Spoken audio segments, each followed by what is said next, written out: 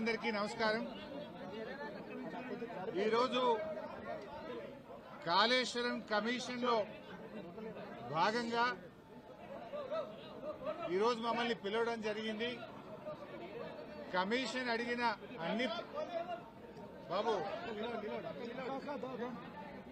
Commission అడిగినటువంటి అన్ని ప్రశ్నలకు కూడా సమాధానాలు చెప్పడం జరిగింది. వారికి సమాధానాలు నోటి మాటగా చెప్పడమే కాదు, అన్ని రకాల ఎవిడెన్స్లు కూడా పూర్తి స్థాయిలో అందించడం జరిగింది.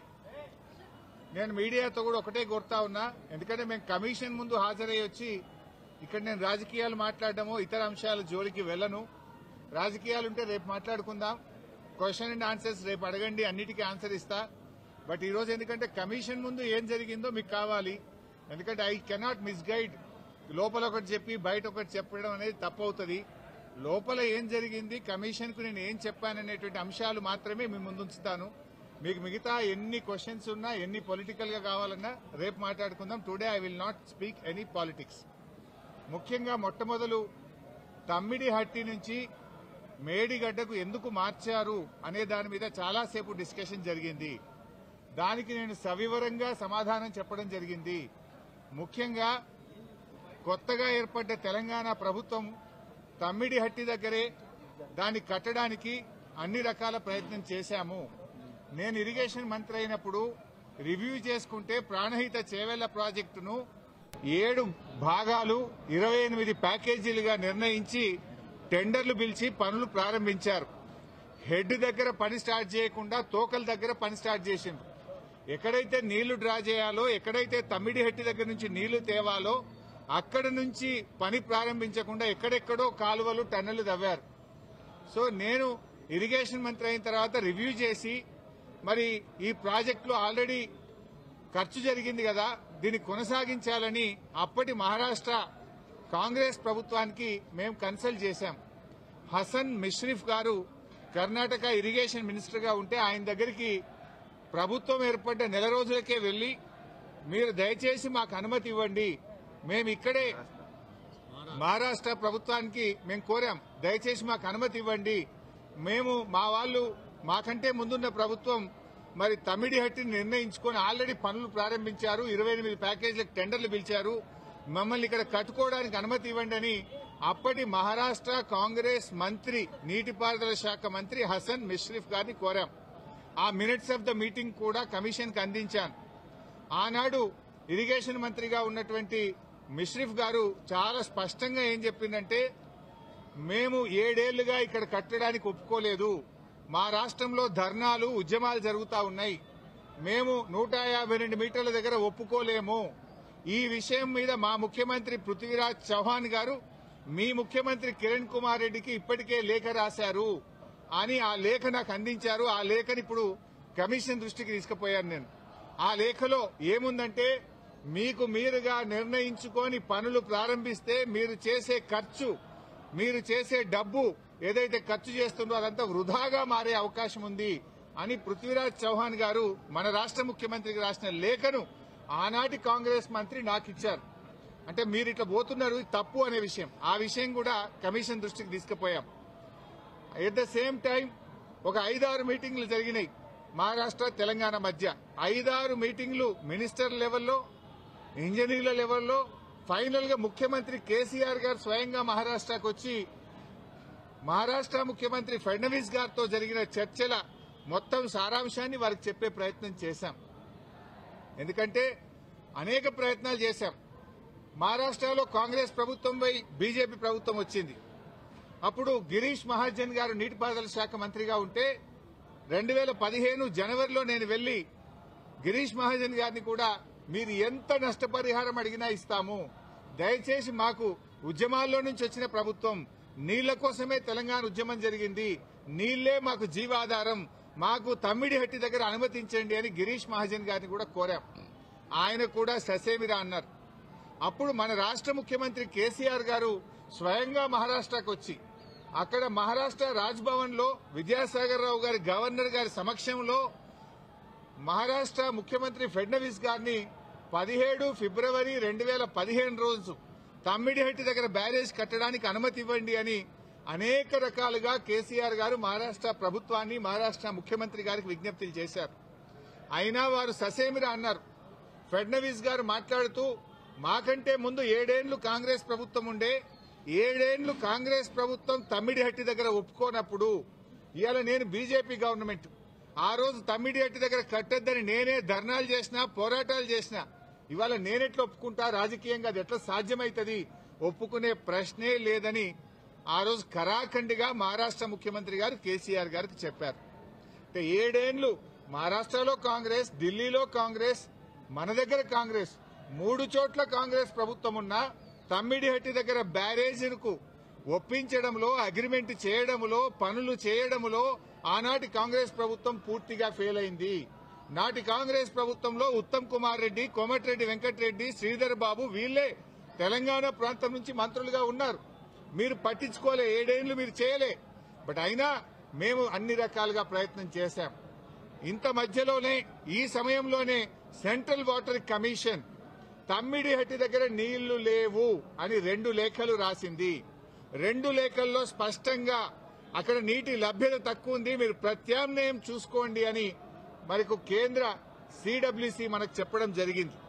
అదేవిధంగా అదే సిడబ్ల్యూసి మీరు కట్టిన రిజర్వాయర్లు తక్కువ ఉన్నాయి, రిజర్వాయర్ల సంఖ్య పెంచుకోండి అని కూడా చెప్పింది. ఇవన్నీ లెటర్లు కూడా ఈరోజు కమిషన్ కి ఇచ్చాం. సిడబ్ల్యూసి నుంచి వచ్చిన 3 లేఖలు ఈరోజు కమిషన్ కి ఇచ్చాం. అప్పుడు కూడా కేసీఆర్ గారు ఒకవైపు మహారాష్ట్ర ఒప్పుకోవడం లేదు, రెండవ వైపు నీళ్లే లేవు. ఈ పరిస్థితుల్లో ఏం చేయాలని కేంద్ర ప్రభుత్వ సంస్థ వ్యాప్కోస్ కు కేసీఆర్ గారు మరి ఏం చేయాలో ప్రత్యామ్నాయం సూచించండి అని వ్యాప్కోస్ కు మేము ఇవ్వడం జరిగింది. వ్యాప్కోస్ ఎవరో అల్లాటప్ప సంస్థ కాదు, అది సిడబ్ల్యూసీలో అంతర్భాగము, కేంద్ర జలవనరుల శాఖలో అంతర్భాగము. ఆ వ్యాప్కోస్ కి ఇస్తే వ్యాప్కోస్ లైడార్ సర్వే చేసి డీటెయిల్డ్ గా ఎగ్జామిన్ చేసి మాకు మేడిగడ్డ దగ్గర నీటి లభ్యత ఉంటుంది, అక్కడ ప్రాజెక్టు కట్టుకోండి అని వ్యాప్కోస్ అనే సంస్థ చెప్పింది. ఆ వివరాలు కూడా కమిషన్ కి అందించాం. సో వ్యాప్కోస్ నివేదిక మేరకు, సెంట్రల్ వాటర్ కమిషన్ సూచనల మేరకు మహారాష్ట్ర ఒప్పుకోకపోవడం వల్ల మన ఇంజనీర్ల రికమెండేషన్ మేరకు ఆనాడు రాష్ట్ర ప్రభుత్వం నీళ్లు లేని చోట నుంచి నీళ్లున్న చోటకు మేడిగడ్డ ప్రాజెక్టుకు రూపకల్పన చేశాం. మీరు ఆనాడు నీళ్లు లేని చోట ప్రాజెక్టు ఇరికిచ్చే ప్రయత్నం చేసినారు. 7 ఏళ్లలో మహారాష్ట్రాన్ని ఒప్పించలేకపోయారు. అక్కడ వైల్డ్ లైఫ్ ప్రాజెక్టు కూడా ఉంది, చాప్రాల్ అనే వైల్డ్ లైఫ్ ప్రాజెక్టు కూడా తమ్మిడిహట్టి దగ్గర ఉంది. వైల్డ్ లైఫ్ ప్రాజెక్టుకు అనుమతి రావాలంటే 10 ఏళ్లు అవుతుంది. మరి పోరాటాల నుంచి నీళ్ల కోసం ఉద్యమించిన తెలంగాణ ప్రభుత్వం నీళ్ల కోసం మేము వ్యాప్కోస్ యొక్క ఆలోచన మేరకు, సూచనల మేరకు నీళ్లు లేని చోట మీరు ప్రాజెక్టు ప్రతిపాదిస్తే నీళ్లు ఉన్న చోటికి మార్చడం జరిగింది. ఎందుకు మార్చామనేది documents, evidences, meeting minutes, central water commission లెటర్లు, మహారాష్ట్ర ముఖ్యమంత్రి రాసిన లెటరు అన్నింటినీ కూడా కమిషన్ కు పూర్తి ఆధారాలతో సహా సమర్పించడం జరిగింది. ఎందుకు మార్చవలసి వచ్చిందో సవివరంగా చెప్పేటువంటి ప్రయత్నం మేము చేయడం జరిగింది. కాళేశ్వరం కార్పొరేషన్ కు కేబినెట్ అనుమతి ఉందా అని అడిగారు. కేబినెట్ అనుమతి ఉంది అని స్పష్టంగా వివరాలన్నీ కూడా అందించడం జరిగింది. అదేవిధంగా బ్యారేజీ లొకేషన్ మార్పుల గురించి కూడా అడిగారు. అన్నారం, సుందిళ్ల గురించి అది ప్యూర్లీ టెక్నికల్ డెసిషన్. ఇంజనీర్లు డీటెయిల్ సర్వే ఆధారంగా దేశంలో అనేక ప్రాజెక్టులకు కూడా ఈ రకంగా మారుతుంటాయి. మన నాగార్జున సాగర్ కూడా మారింది, ఎస్ఆర్ఎస్పీ ప్రాజెక్టు కూడా మారింది. సో అది ఏదన్నా డెసిషన్ బ్యారేజ్ కొంత ముందుకు వెనకకు జరిగేది అది ఇంజనీరింగ్ డిపార్ట్మెంట్ తీసుకోవాల్సినటువంటి నిర్ణయాలు అనేటువంటి విషయాన్ని కూడా కమిషన్ గారు అడిగినప్పుడు మేము చెప్పడం జరిగింది. మొత్తంగా ఈ ప్రాజెక్టులో రిజర్వాయర్ల కెపాసిటీ ఎంత, నీటి నిల్వ సామర్థ్యం ఎంత ఉంది అని అడిగితే 141 టీఎంసీల సామర్థ్యం ఉందని చెప్పి కూడా మేము వారికి చెప్పడం జరిగింది. అదేవిధంగా కాళేశ్వరంను కొంతమంది ఇవాళ పిచ్చి పిచ్చిగా కూలేశ్వరం అని మాట్లాడుతున్నారు. మొన్ననే నేను ప్రజెంటేషన్లో కూడా సవివరంగా చెప్పాను. కాళేశ్వరంలో 100 భాగాలున్నాయి. 100 భాగాల్లో అన్ని ఇంటాక్ట్ ఉన్నాయి. లైక్ ఇప్పుడు మనం మొన్న అనుకున్నట్టుగా 3 బ్యారేజీల్లో, అదేవిధంగా కాళేశ్వరంలో 16 రిజర్వాయర్లు, 19 సబ్స్టేషన్లు, 21 పంప్ హౌస్లు, 203 కిలోమీటర్ల గ్రావిటీ టనెళ్లు, 98 కిలోమీటర్ల ప్రెషర్ మెయిన్స్, 1531 కిలోమీటర్ల గ్రావిటీ కెనాల్స్, ఇవన్నీ కూడా ఇంటాక్ట్ ఉన్నాయి. ఒకవైపు ముఖ్యమంత్రి గారు మొన్న పోయి గంధమల్లకు శంకుస్థాపన చేశారు. మరి గంధమల్లకు నీళ్లు ఎక్కడి నుంచి పోతాయి? మల్లన్న సాగర్ నుంచి పోతాయి. మల్లన్న సాగర్ ఎక్కడిది? కాళేశ్వరంలో అంతర్భాగం. ఇంకొక వైపు హైదరాబాద్ కు మూసీ సుందరీకరణకు నీళ్లు తెస్తా అంటున్నారు. ఎక్కడి నుంచి తెస్తా అంటున్నారు? మూసీకి హైదరాబాద్ కు 30 టీఎంసీల నీళ్లు తెస్తామంటున్నారు. మల్లన్న సాగర్ నుంచి తెస్తామంటున్నారు. మల్లన్న సాగర్ ఎక్కడిది? కాళేశ్వరంలో అంతర్భాగం. అంటే ఇంత స్పష్టంగా ఒకవైపు ప్రభుత్వమే కాళేశ్వరం మీద ఆధారపడి హైదరాబాద్ కు 30 టీఎంసీల నీళ్లు తేవడానికి టెండర్లు పిలుస్తుంది. ఇంకొక వైపు మల్లన్న సాగర్ మీద ఆధారపడ్డ గంధమల్లకు టెండర్లు పిలిచి ముఖ్యమంత్రి శంకుస్థాపన చేస్తారు. ఇంకొక వైపు కాళేశ్వరం కూలింది, కుప్పగూలింది, కాళేశ్వరం లేదు అంటారు. అంటే ఇవాళ ప్రభుత్వం డొల్లతనం పూర్తిగా బయటపడ్డది. ఎప్పటికైనా కాళేశ్వరమే తెలంగాణకు లైఫ్ లైన్, జీవధార అనేది ఇవాళ ప్రజలకు స్పష్టమైంది. కమిషన్ ముందు కూడా చాలా వివరంగా అన్ని కూడా మేము ఏది నోటి మాటగా చెప్పలే, విత్ డాక్యుమెంటరీ ఎవిడెన్స్, సాక్ష్యాధారాలతో సహా గత ప్రభుత్వంలో తీసుకున్న నిర్ణయాలు, సిడబ్ల్యూసీ రిపోర్ట్లు, వ్యాప్కోస్ రిపోర్ట్లు, కేబినెట్ నిర్ణయాలు అన్ని కూడా ఆధారాలతో సహా కమిషన్ కోరిన విధంగా మేము సబ్మిట్ చేయడం జరిగింది. See, today no questions, all political questions I will answer tomorrow in Telangana Bhavan.